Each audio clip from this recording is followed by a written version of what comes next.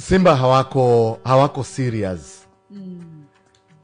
Kwa sababu sikumbuki, I stand to be corrected kama kuna mtu anakumbuka. Yani sijawahi kuona timu duniani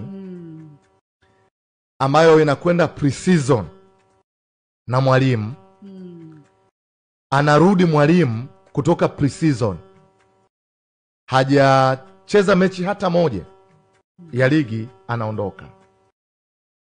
Unanielewa? Sijawahi kuona, pengine imewahi kutokea, ndio maana nasema I stand to be corrected. Mtu anaweza akanikumbusha akanikosoa. Hauwezi kuutaka ubingwa wa Afrika kwa kocha wa kuwazima. Yani pre-season ndio time ambayo timu huo inaenda kupanga mikakati yake ya msimu unaokuja. Ndio maana kuna watu waliachwa.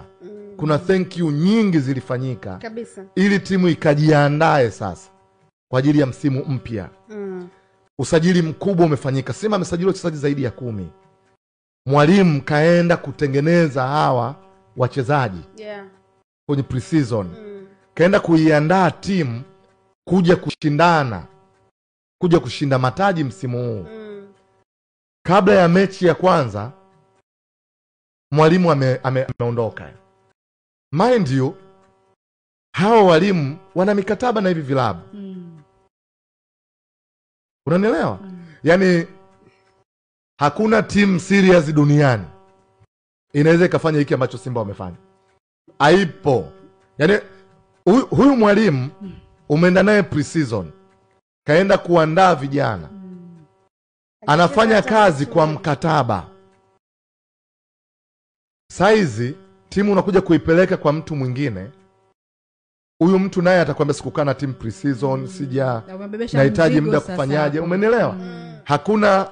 Hakuna team serious inaweza kukubali kumwachia mwalimu kama walivyofanya Simba. Sasa Simba wangefanyaje? Kocha ana mkataba. Unanielewa? Kocha ana mkataba. Kama ametambulishwa na timu nyingine, maana yake kuna makubaliano, lazima mkae chini. Alikuwa na kazi hapa na ameajiriwa.